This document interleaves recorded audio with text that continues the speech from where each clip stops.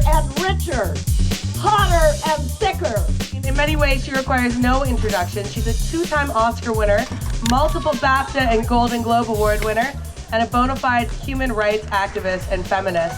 You might not know this, but she was arrested supporting Indigenous rights about 20 years ago. All right. Yeah, totally. That deserves a massive round of applause, actually. That's really cool. When she's not filming her acclaimed Netflix original Grace and Frankie, she's reading the latest climate action news voraciously and putting her whip-sharp observations to purpose in her activist and philanthropic work.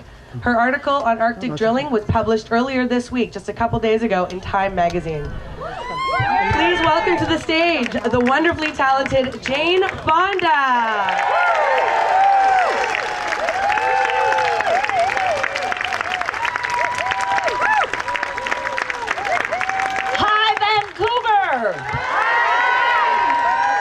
Or should I say hello, unceded Salish territory? So I asked my new friend Tiger to come up here with me. We've been talking back in the tent, and I asked her why she's involved in this issue of global warming, and among the answers she gave me, I really like this one. She said, it makes me happy to be around people who are passionate about something. Yes! Yes. I'm going to Paris to the climate conference too, and I hope we're together there, Tiger.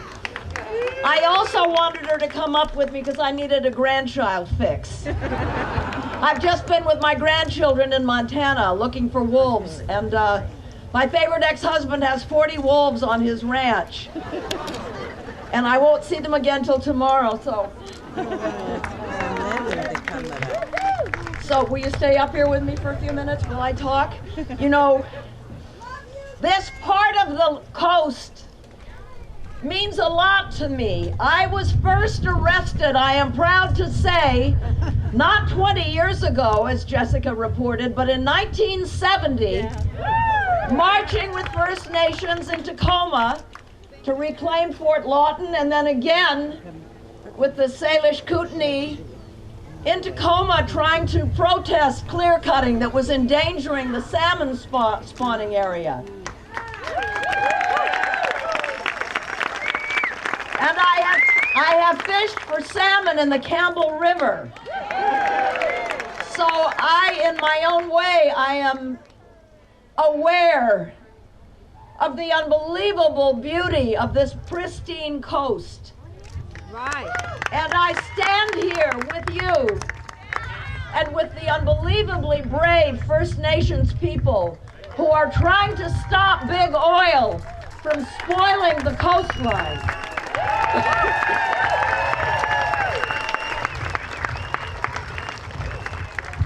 I've been an activist for 45 years, but to tell you the truth, it's been many decades since I've been to the barricades.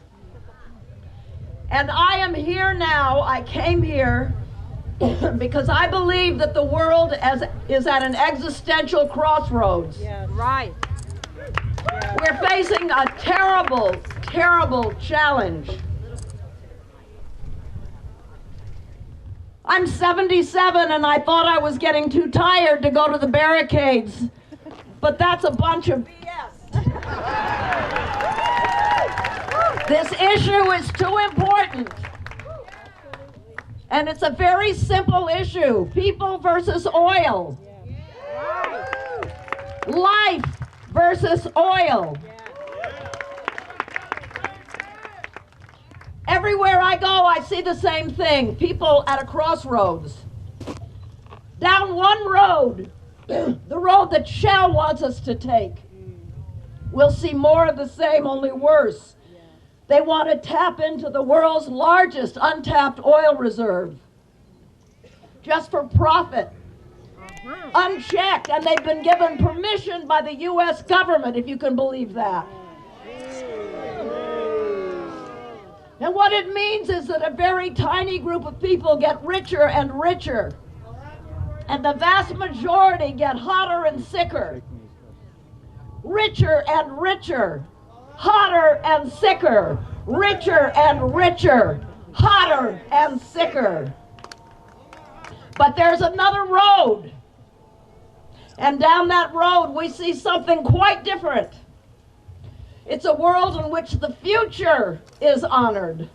The children and the grandchildren and the precious animals. And there are clean jobs. And there is democracy. Right. Down that road, people take a stand against Shell Oil, Enbridge, Kinder Morgan, and all the other corporations masquerading as citizens. We say we don't need you. We don't need you. Enough is enough. Enough profit, enough plundering through extractivism. Enough is such a critical word right now, isn't it? It's a word that oil company executives don't know. These men who make hundreds of thousands of dollars a minute, they don't know what enough means. They assume that our natural resources are limitless and that they have a right to plunder them, even if it means leaving our communities riddled with cancer and birth defects and asthma. Even when it means killing off entire species. Even when it means killing us. Right on. This is not just irresponsible. This is abuse of power and abuse of human rights. And you don't need a PhD to understand what's happening here. There are certain oil reserves in the world that must stay in the ground. If we are ever going to meet the climate warming 2 degrees Celsius limit that 99% of climate scientists agree, that is where we have to stop it. And this will never happen. It will never happen if we drill in the Arctic and expand the Alberta tar sands.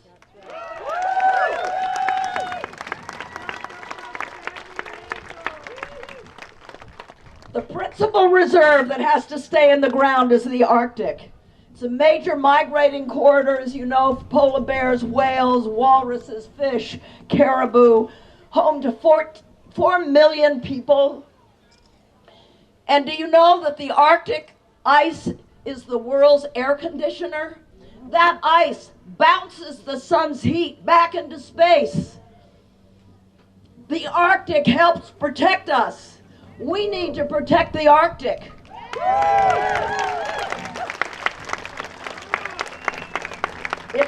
If Arctic oil is pumped and burned, the ice will melt faster, and as that ice melts, the climate heat is turned up, the glaciers melt, the seas rise, wiping out entire island nations and coastal communities. If that ice melts, the entire world is in much graver danger. And that's the danger we'll be in if everything goes right. If Shell doesn't spill oil. If there's a spill, an entire way of life will be destroyed. Species will be threatened with extinction, and there'll be no going back. The nearest deep water port is 1,000 miles away. Let's not fool ourselves about the probability of a spill. If it moves, it spills. You've all learned that. The U.S. Department of Interior has said there is a 75% chance of a spill. 75% chance of a spill. That's not a chance. That's a probability. The vast majority of people in Vancouver stand against extreme oil, against the risk of spills. And the spill you just had in English Bay would be nothing. It would pale in comparison to a spill that might happen to the super tankers whose traffic would be increased down your coast if the Arctic drilling happens, or if the pipelines are put in.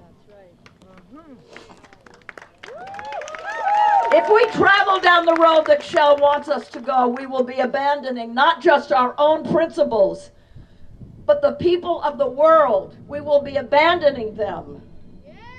We will be admitting that we live in a post-democratic era where profit is more important than freedom and justice, more important than life. So, we ask Shell and Enbridge and Kinder Morgan, why not become part of the solution, right? You could be heroic. Instead of spending the billions you plan on spending to drill the Arctic and expand the tar sands, you could invest that money in renewable energy to create a sustainable world.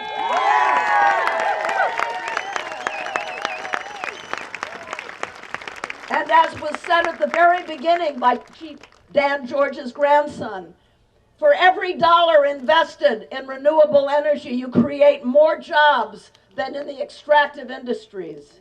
And they're clean jobs. And they're jobs with dignity. Now, the oil companies and the politicians that they buy off and the right-wing media would have us believe that the alternatives aren't real, that they're not ready, that it's pie in the sky for some future time. All you have to look at is Netherlands, Norway, Austria, Germany. 25% of Germany's energy is alternative energy. Or in my country, Sacramento, California, Austin, Texas, Boulder, Colorado.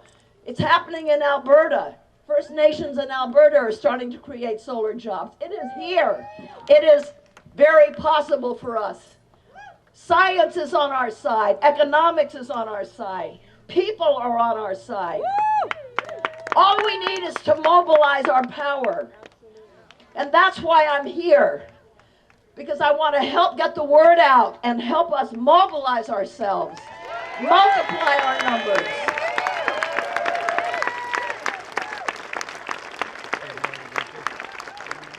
Years from now, I want my grandchildren to look back and say, Grandma was on the right side of history. So thank you, Tiger. You're the future. Thank you for the incredible bravery that you've shown here in Vancouver. Thank you for welcoming me.